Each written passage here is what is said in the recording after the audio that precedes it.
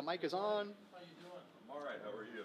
If you're ready, I'm ready. Ready. Let's do this. Right. We are here at the 2017 REACH Conference put on by the fine folks at the California Nevada Credit Union Leagues. And we are here with Mr. Dwight Johnston. How are you, Dwight? I'm great, thanks. Nice to be here. It is. The weather is awesome outside and a little overcast today, but that's not bad. It's not blazing hot. I know it's not 120 degrees out there.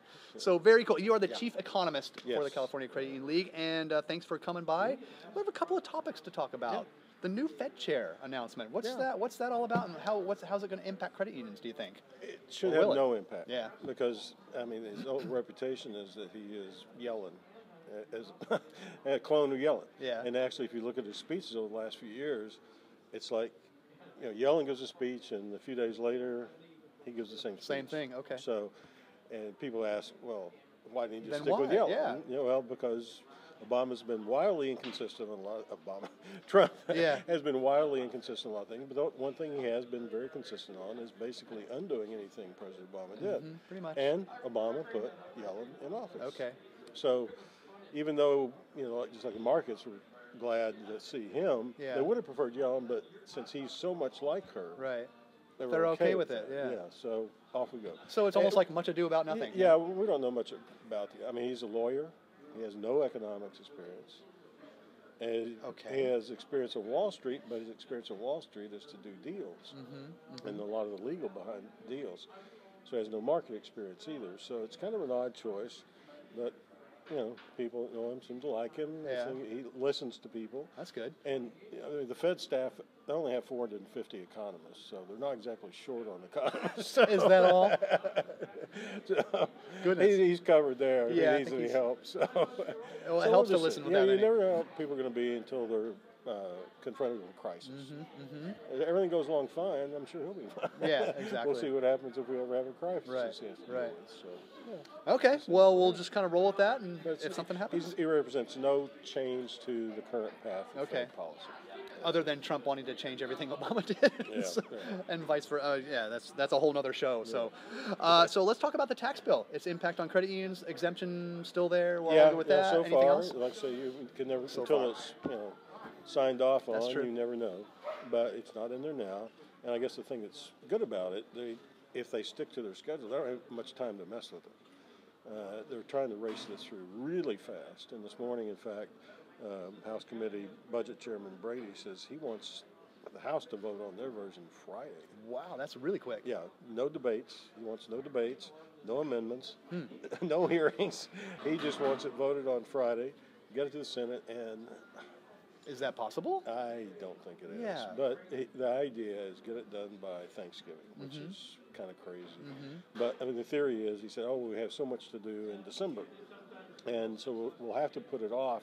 If we don't get done by Thanksgiving, we have to put it off to next year, which is code for, we've got a lot of vacation time coming up in December, so just get ready. This is going to go into next year. Yeah, I think that's it. And so far, everything in the bill, again, leaving the exemption out, assuming that stays out. The other stuff, we'll see how it plays out. I mean, a lot of people are worried about the mortgage interest deduction. I'm not so much, because I think if you look around, people buy, and especially at this low rate of interest, it's not that big a deal. Right. And it doesn't, if you have a mortgage now, it doesn't matter how big it is, you're safe. It's only on new mortgages. And frankly, if you're getting a mortgage that's over $500,000, you can probably afford a little bit to give up a little bit. So I'm not really concerned about it. And on the thing that hurts California probably more than anything economically is doing away with the personal income tax. That probably hurts the economy. It could hurt a little bit. Nothing dramatic. And actually, the mortgage interest thing, a lot of people are focusing, well, it's going to be bad for home prices. But no. Not this state. No, and probably what we're going to see, if anything, it will make people more reluctant to sell their house. Because then if their new mortgage is bigger, or even the same if they already have a large mortgage, well, guess what? They won't get as much exempted.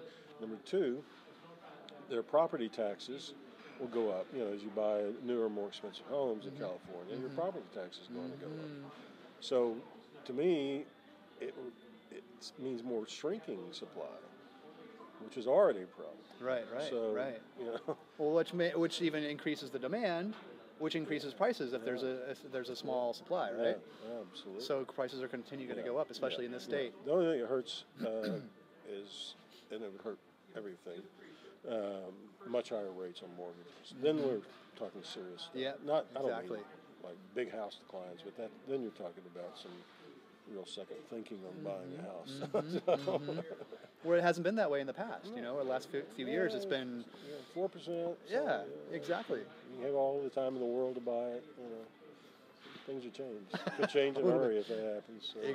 Exactly. Are you speaking here at the conference, No, or not this year. So what are your goals here? What do you want to achieve here? What do you want to learn and take back? Well, I'm trying to just basically see what the concerns of credit unions are. So I focus on just talking to members to see what they're saying, because they're my research in some degree. Right. Because I want to know what the ground people are saying, not just what you see in charts and numbers and publications. So that's really it. This thing's for me. Oh, okay, cool. Does anything stand out? Yeah, I mean, have you talked to anybody and anybody? Everybody's really theme? happy. Oh, good. Well, yeah. It's been a great run, and they're encouraged.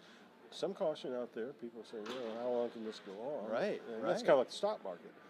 People are, happy to see stocks up, but the other side is, okay, when is this going to turn around?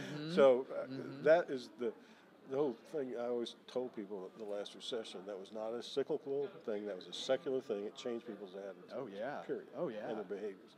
And you can really see it playing out now. As good as things are, 10, 20 years ago, things were this good, people go, oh, yeah. Spend. Yeah. Yeah, now it's a very cautious. I mean, they're not slowing down business, obviously, but they're wanting to make sure they're doing the right things to protect for some sort of a downturn somewhere down the road. It's a cautious optimism. Oh, yeah. And that's the way to be on the economy. I think so, yeah. I like the economy still. I would say if you need to, I'm going to start getting, well, first of all, barring any crazy stuff, black swans, as they say, happening. But as far as economically, we should continue to build through most of next year. I'm just kind of thinking ahead.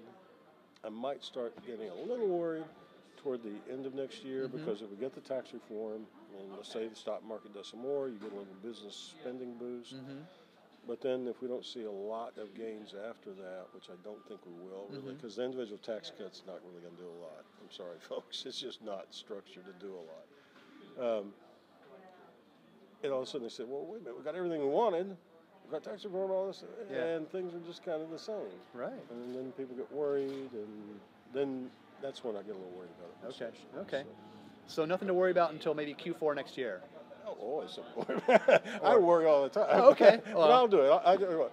If I worry enough to write something, I'll put it out there. Well, it seems like things are still full steam ahead. Yeah. So, I mean, maybe not to worry is the wrong phrase. Maybe it's just, hey, let's just cautiously be optimistic and keep doing what we're doing. Yeah, there's no reason to change course. Right. Okay. Very cool stuff. Dwight, always a pleasure. I love getting these updates. It's an education for me as well, so thank you very much. I appreciate it. Good to see you. Well done. Good to see you, too, in person. Yeah, Dwight Johnston, everybody. If you want to know about economics, that's the guy.